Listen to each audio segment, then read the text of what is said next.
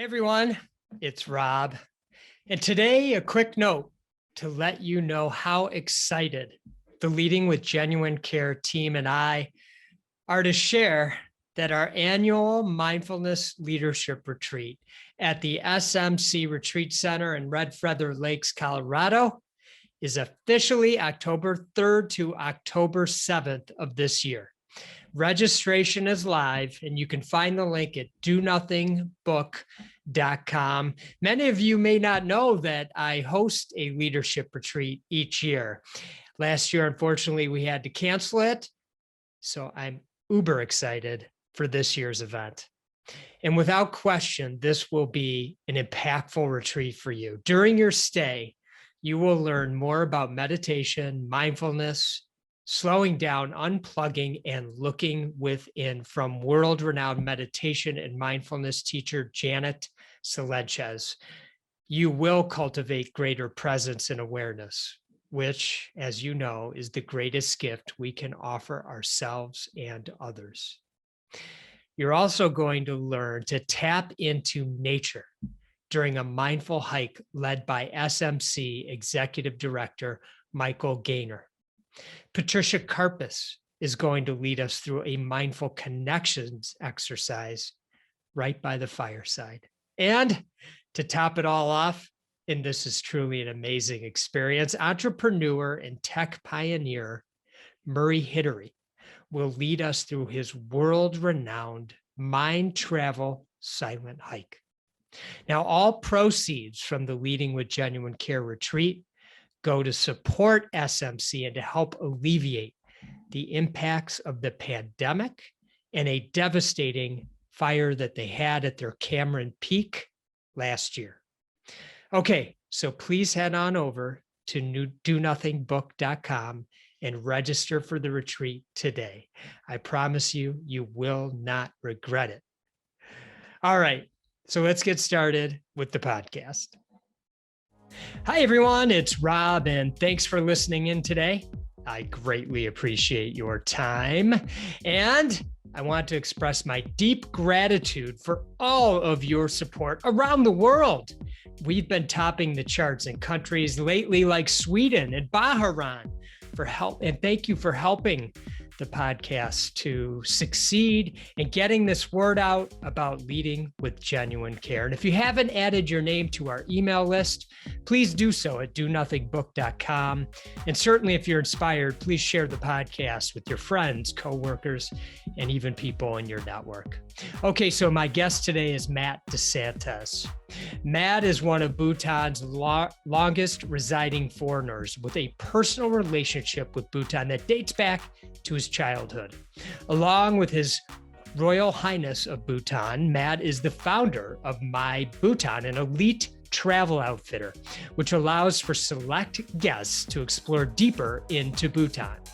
In addition, MyBhutan's media production arm shares the most extensive archive of travel content ever created for Bhutan.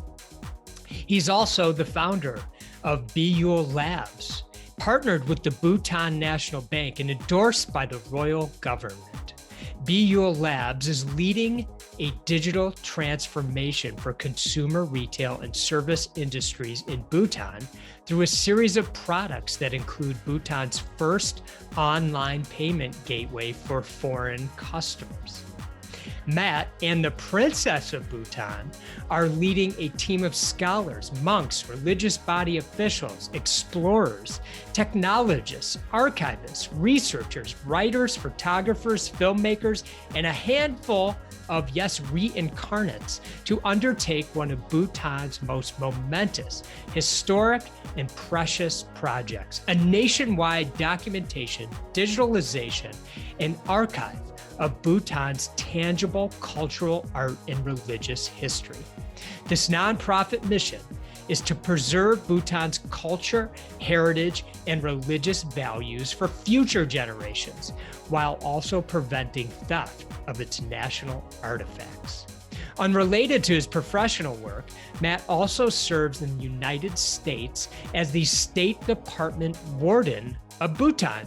He assists in the Bhutan Olympic Committee in forming international relations to develop sports. He introduced baseball to Bhutan and cultivates local talent for science and exploration. As the founder and chair of the Explorers Club, Bhutan chapter, he has explored the most unknown regions of the Himalayas. In 2019, Matt and his colleagues won the prestigious Citation of Merit from the Explorers Club, which is essentially the Academy Awards for exploration. The award recognized his expedition that covered over 1,300 miles across Mongolia's Gobi Desert.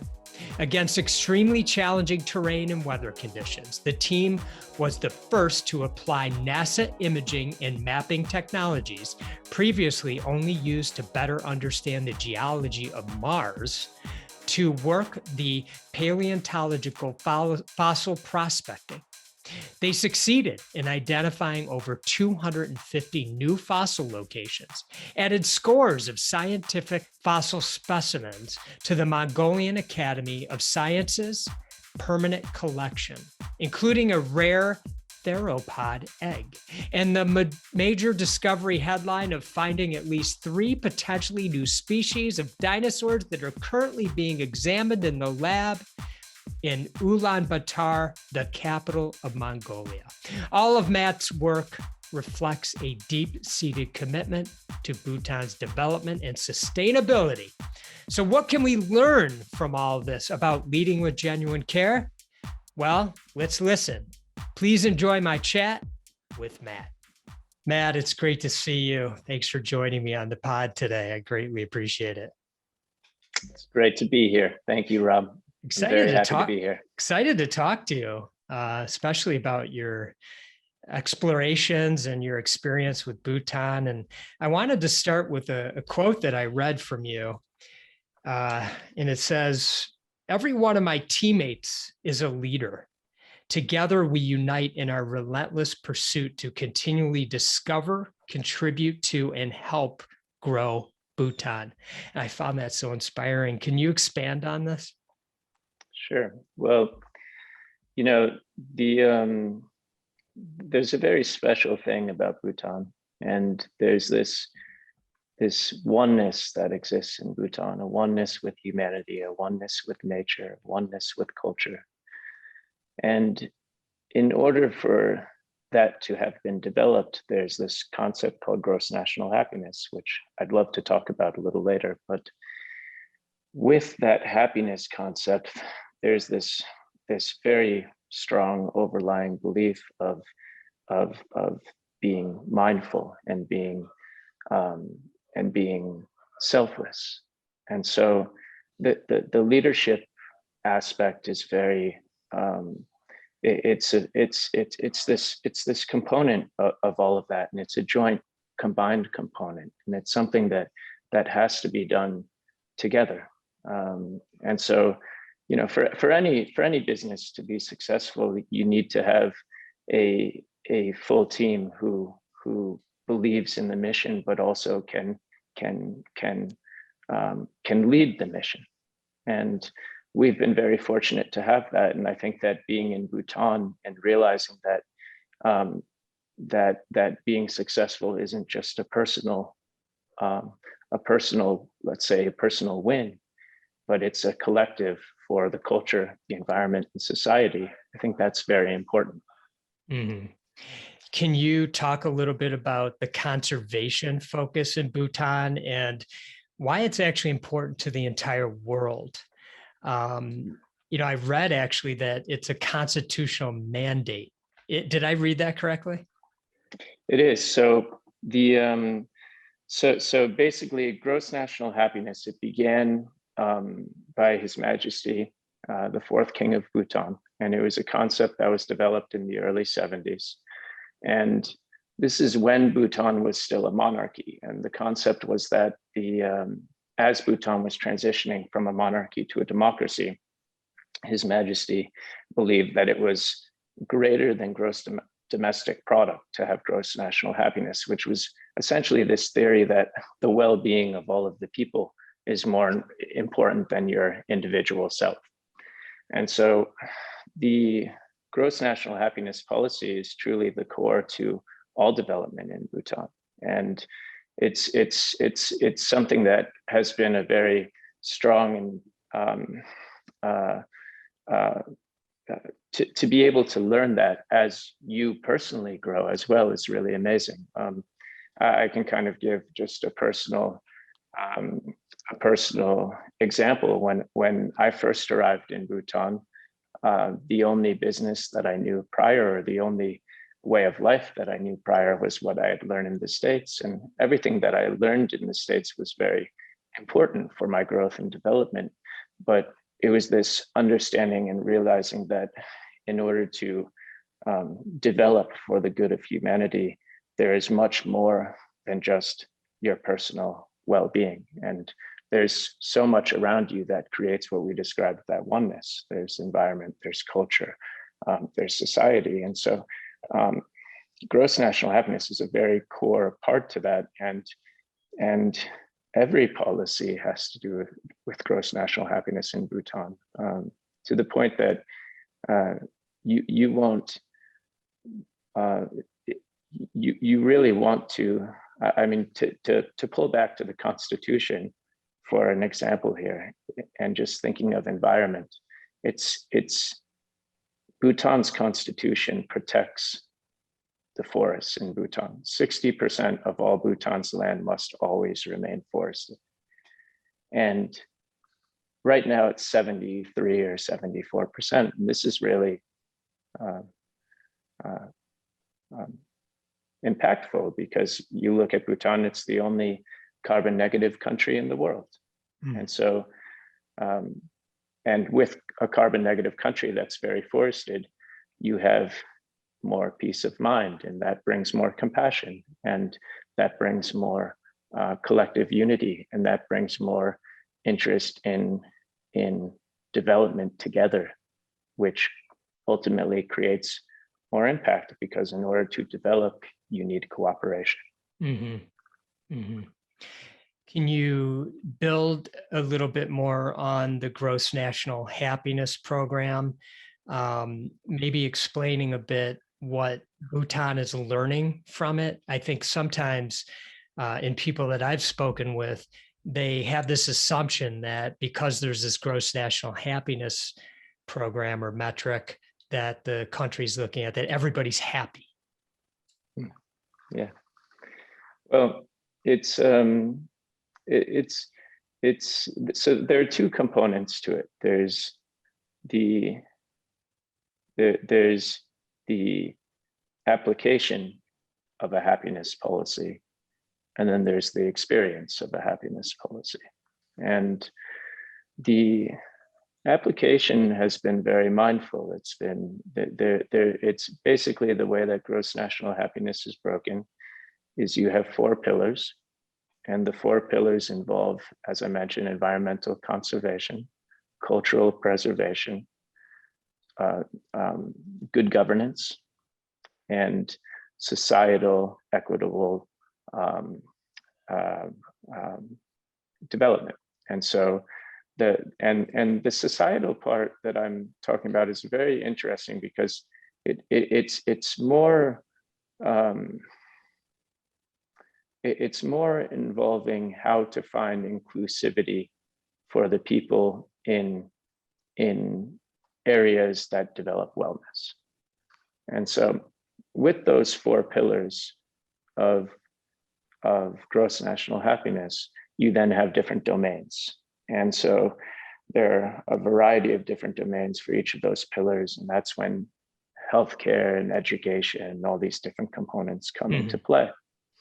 Now, within all of that structure, you have a committee, which is a government committee called the Gross National Happiness Committee, which is essentially responsible of making sure that happiness and gross national happiness elements are being used by the different ministries, and that the ministries are following this overlying policy.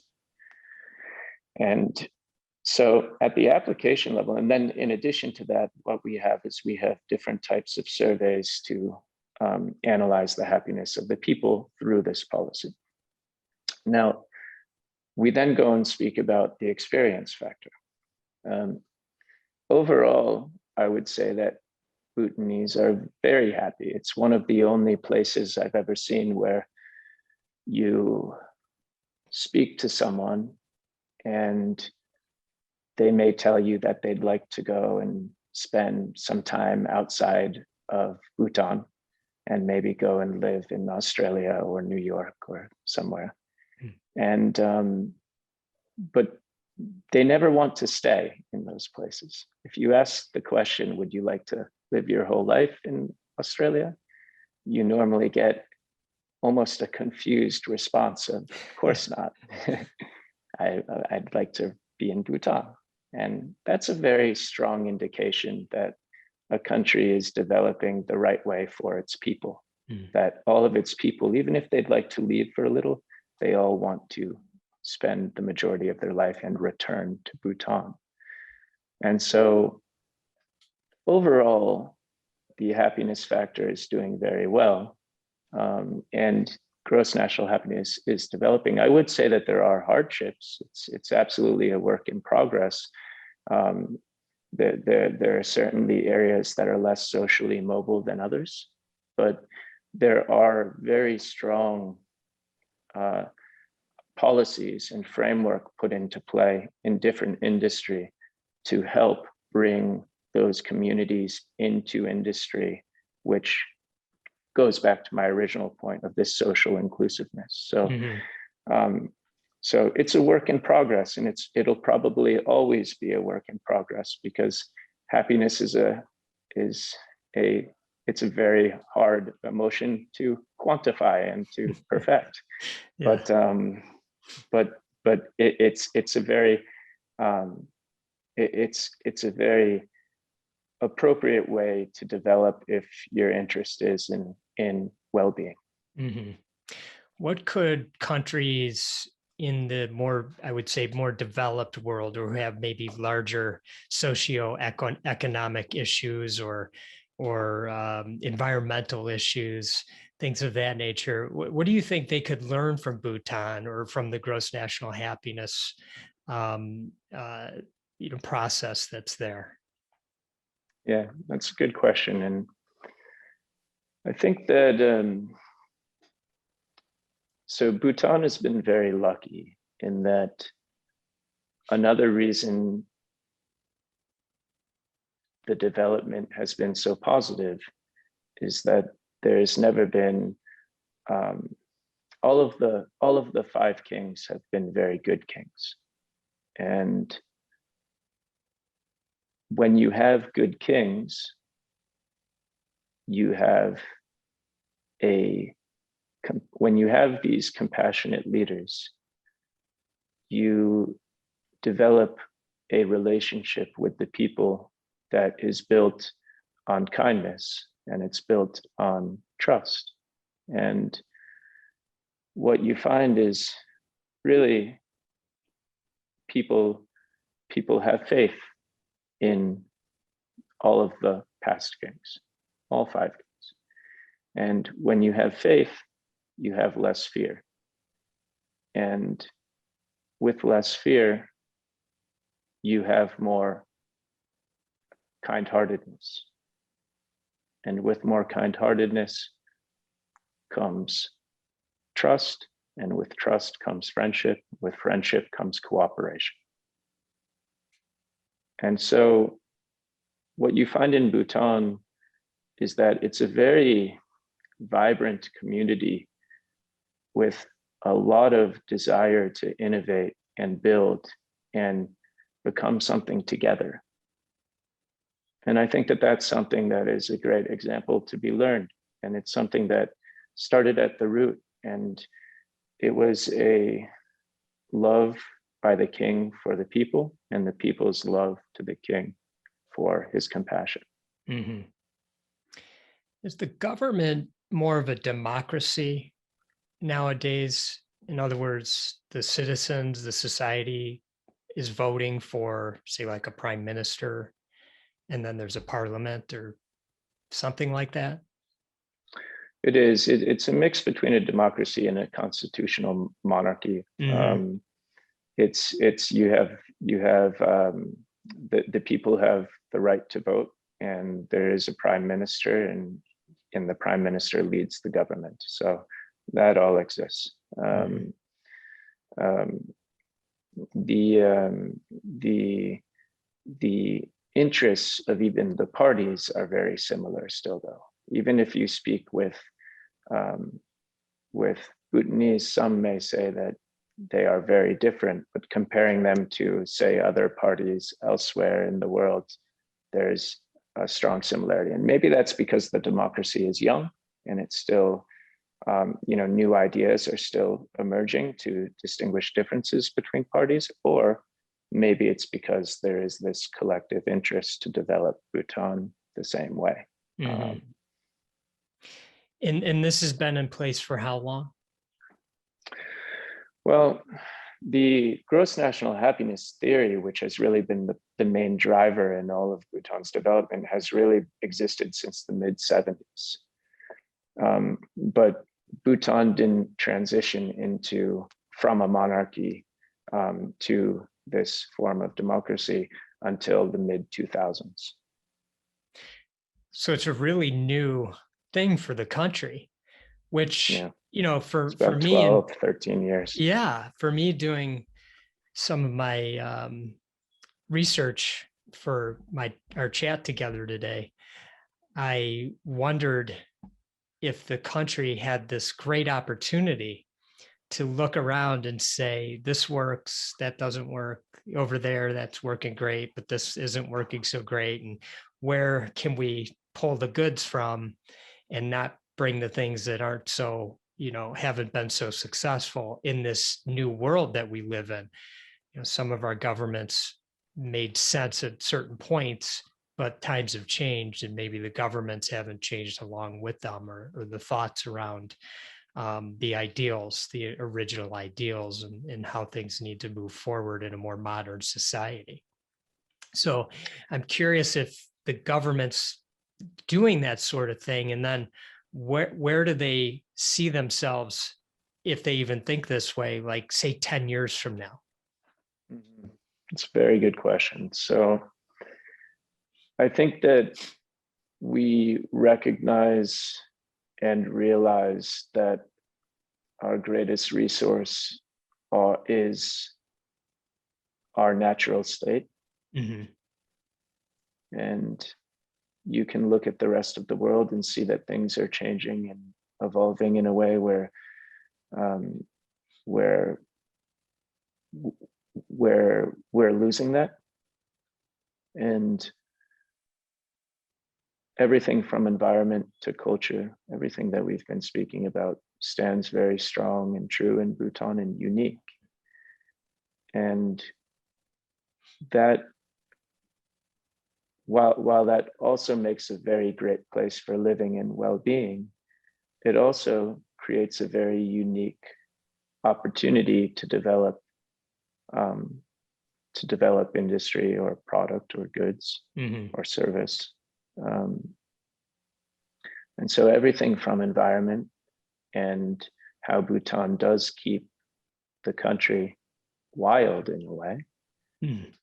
to culture and how Bhutan is very protective of its culture and ensuring that it lasts for time. There's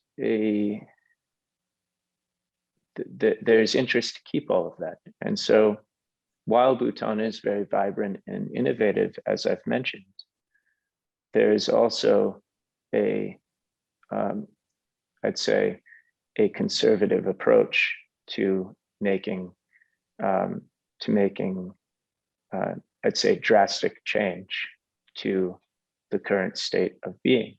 Mhm. And so I think that's how Bhutan is able to protect this really rare, um, as I mentioned before, resource that it's created. Right. One of the largest industries, it's my understanding, and please correct me if I'm wrong on this, would be tourism. And yeah, I feel from my research that the country's sort of taken a unique approach to tourism. And can you explain why it's different than other places that people visit? It is, and I believe that post-COVID, many countries may be following this model because it's Interesting. something that, yeah, and it's something that is sustainable and resilient. It's very resilient. Mm. And so what Bhutan has created is this, and first of all, to fall back to what you previously said, tourism is very important to Bhutan. The two biggest industries in Bhutan is hydroelectricity and tourism. And tourism and agriculture is very big as well, but agriculture is all domestic trade. Okay. And so, or the majority is domestic trade, not all. Yeah. But tourism makes up about 23% of the labor force in Bhutan. And then you compare that globally to tourism, which is about, I believe, 9.9%. So it's significantly higher. And it's very important. Now, the structure of tourism is very different. There's this concept that basically it's it's a tariff structure. And the concept is that in order to be in Bhutan, there's a certain amount that's paid per day in order to visit. And with that comes an all-inclusive provision of services. It includes local guide, driver, a vehicle, meals, transportation, as I mentioned, in hotels and activities, and a tour operation to help guide you and navigate you through all of that. And what Bhutan has created is essentially this tariff structure, which limits very low budget travel, and it allows for more experiential travel at a much more comfortable and less crowded state. And it really creates this atmosphere that, again, protects those elements of gross national happiness, those four pillars. It protects environment because you don't have mass tourism. It protects culture and it preserves culture because culture is such an important and unique element to Bhutan that it becomes a core piece to an experience of tourism in Bhutan. And it creates socioeconomic ability for people to across all of Bhutan to become engaged because as we mentioned before, there are many very socially remote areas and immobile areas. And people who come to Bhutan normally want adventure and they want to go deep into Bhutan. And there are villages that thrive off tourism that are so remote, so far from anything you'd ever imagine. And they do very well. And so it's a way to make the entire country have an opportunity to be involved in a growing and globalized industry in Bhutan, or becoming globalized. And so yeah, it's a very strong policy, but what it has proven is resilience. You look back in 2008 when there was a big crash and there was very little effect to Bhutan tourism. Obviously now with the borders closed, it's tough to tell, but all other countries or many other countries are looking towards Bhutan and saying, hey, this model where we're able to prevent mass tourism and still bring great benefit and value to our people and also create the tour, make the experiences for the travelers all the more special. So. Are the number of people that can come in as tourists to the country limited at any given time? It's not. This is actually many people believe this, but that's actually not the intention of the tariff. The intention is really to cater experiences towards, towards this, to make experiences very unique and high end and special. And because normally people only go to Bhutan once or twice in their lifetime. And so when you go to Bhutan, you really want that experience of your lifetime. And so it's designed in a way to make it an experience which is so special because it doesn't feel like a tourist experience. It feels like you are welcomed as a guest because you are. And you're becoming involved in very local activities, and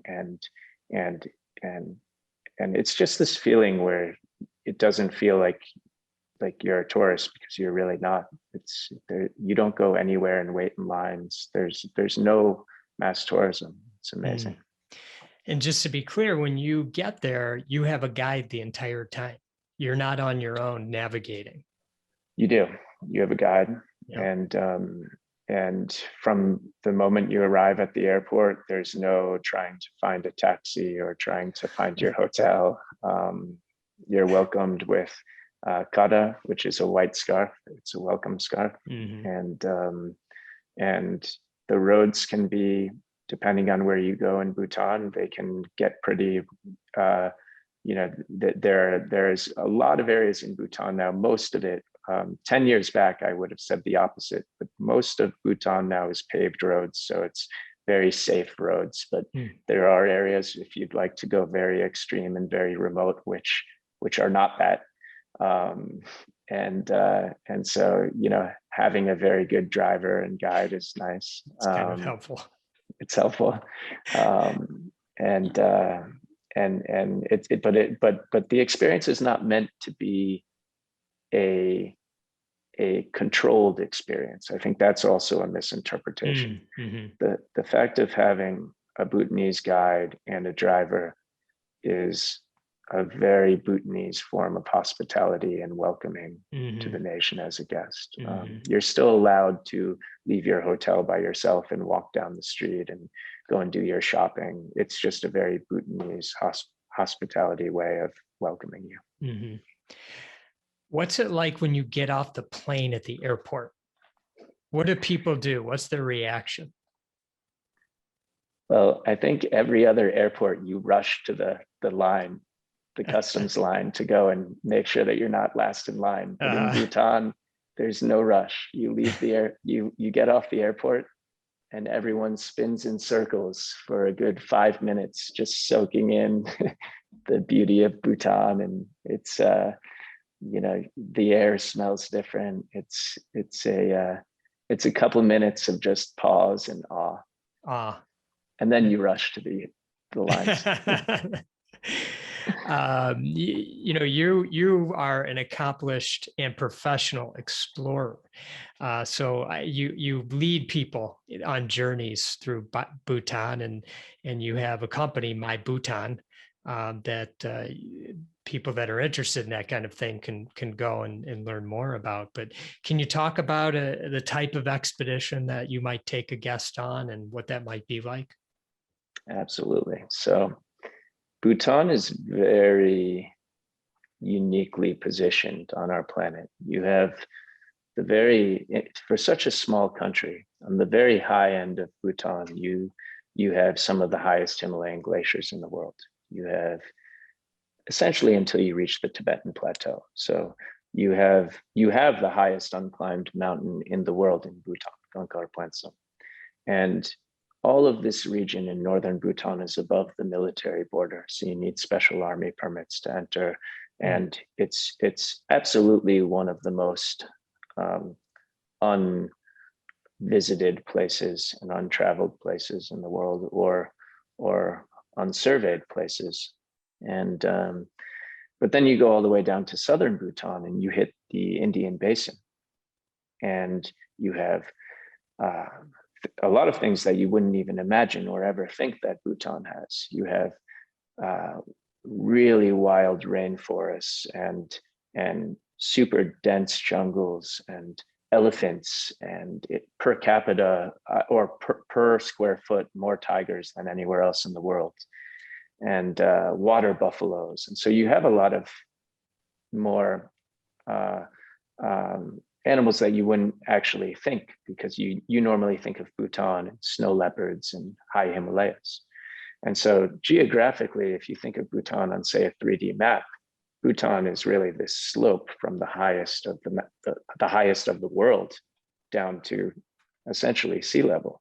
And then in there you have pockets all throughout of different valleys and beautiful glacial rivers that carve beautiful valleys. And so we do quite a lot. We do very intensive expeditions up north with select guests who really want to go and get into a part of the Himalayas that very few people have ever been. And a lot of people want to take first expeditions there, be the first to explore certain areas. And so those can be intensive because of high altitude, being cautious of weather, obviously, and just knowing your way around up there, because it's a very big stretch of the Himalayas that have gone largely unexplored. And so that's one of my favorite places in the world up there. And then we also down south, we do huge river expeditions. We've mapped out some of the, I guess, last unrafted rivers, and we've done some pretty intensive 4 or 5 day trips through some pretty amazing jungles, and venturing through the jungles as well. So pretty much across the map, whether it's jungles or high mountains, we have it in Bhutan. And it's a place that, even though it's so small, it seems that it can never be fully explored. Amazing. I read that you've been in Bhutan for quite some time, although you're not coming to us from Bhutan today, but you'll be there soon. But we had chatted previous to our recording, and I learned that you introduced American baseball to the Bhutanese and that they love it. And so what I'm curious about is, what do you think it is about that sport that makes them love it so much? And what other sports are there that they play, like prior to the introduction of sports that weren't there? Sure. So it's been 10 years now that Bhutan has had baseball. And that's the amount of time that I've lived in Bhutan. So it's been 10 years. And the sports culture in Bhutan is very strong, largely because the royal family are very athletic, sporty people. And so sports culture is very, very strong. Now, traditionally, sports culture involved archery and this dart game called kuru. Those were probably the two most popular sports. Archery is the national sport of Bhutan. It still remains a very popular pastime of the sport. You go on Sundays into the fields and have picnics, and everyone's playing archery across the country. So archery is very widely played, and it's traditionally the most popular. Through the years, the soccer or football has become incredibly popular. There's FIFA has gotten involved in Bhutan and helped build some fields for different communities, and Bhutan had a really fun, entertaining run with the World Cup qualifiers years back, which was was a really amazing experience as a fan for all Bhutanese. Mm-hmm. And basketball has been pretty popular, and now baseball. So baseball is the quickest growing sport in Bhutan, and we've been very fortunate to have a lot of interest. And the interest is twofold. One is because Bhutan is near to India, and so there is a growing cricket culture, but it's not so established yet that I guess the youth are fixed on cricket, but there's still this very strong skill set of cricket. And then the second reason is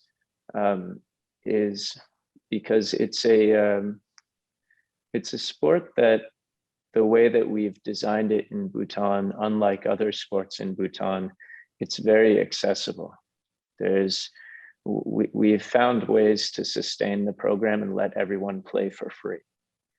And so we have masses of kids showing up, and they want to play and they want to learn. It's been such a joy to do so. Amazing. So there's are there baseball diamonds yet now, or is it, you just like when I used to play in my backyard, I threw some bases on around the yard, and we made it work. We played on concrete for the first 5 years. That's really old school. Yeah. Yeah, I love that. Yeah, it was great. Yeah, we did that for about 5 years, and we still do it occasionally. It depends on where we are, but we've been fortunate recently. There's a group called the Bhutan Cultural Exchange in Oregon, actually, who's been a huge supporter, and we've recently received some other support from the States. And so we're hoping that soon there will be a real baseball field in the kingdom. So amazing. I listened to a story from an American who had visited Bhutan, and during his visit, his guide asked him if he had children. And the American explained that he and his wife had made the decision not to have children because they were both doctors and they were leading really busy lives, and they wanted to focus on that. And his guide asked, well, who's going to take care of you when you're older? And the American doctor explained that we have a system here in the U.S. where we have senior homes and to take care of the elderly and things of that nature. And then the guide replied, well, when you are older, you move here and I will take care of you.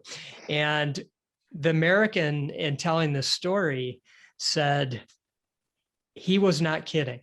I felt the authenticity from the guide. He was dead serious.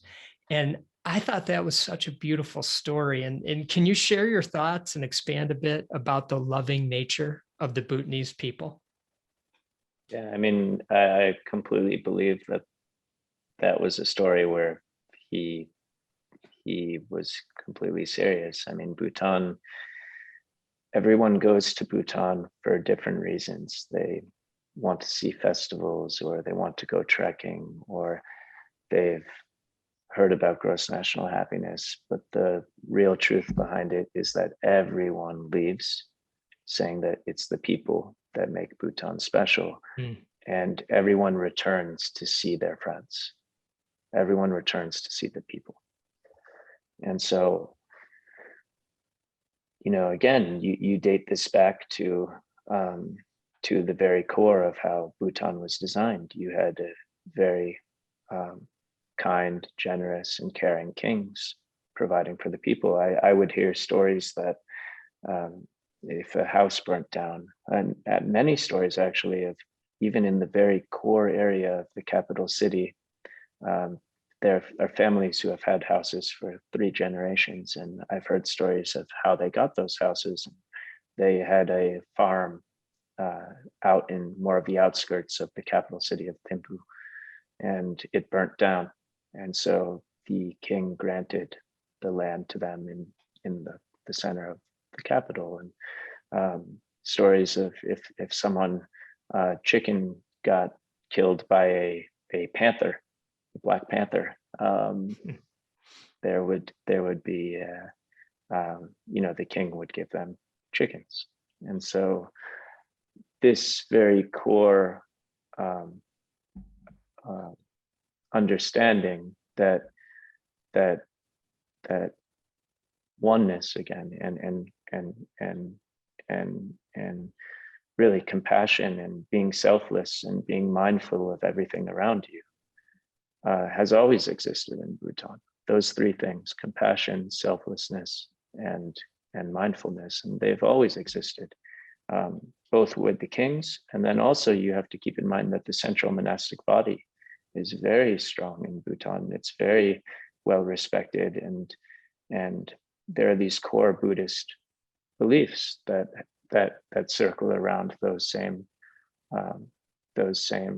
elements of inner value, human inner value. And so it's natural for Bhutanese to act that way because they were born that way, they were raised that way, and they are that way. So it's one of those things where I think it's just how it ought to be. It's just how it ought to be. And I think the world can learn a lot from this little country that's landlocked in between these gigantic other countries, China and India. And the beauty and the compassion, as you say, of the people, and the thoughtfulness of the way they live their lives. And I really am grateful to you for taking time to share more about that, because I think the audience who is interested in how we can go about leading with genuine care can find nuggets in this conversation that can help them go about their days and maybe just be able to be a little bit better. So thanks for that, Matt. Thank you, Rob. I hope that there were little snippets there that could be helpful to people. I know that the one thing that always stuck with me with Buddhist belief, it's a Buddhist tradition, I think the Dalai Lama said this, is that there are three types of leadership with genuine care. And one is what he described as a trailblazer, and that's someone who can go and take risks and build a path. And the second is what he's called a ferryman, and that is someone who can guide and to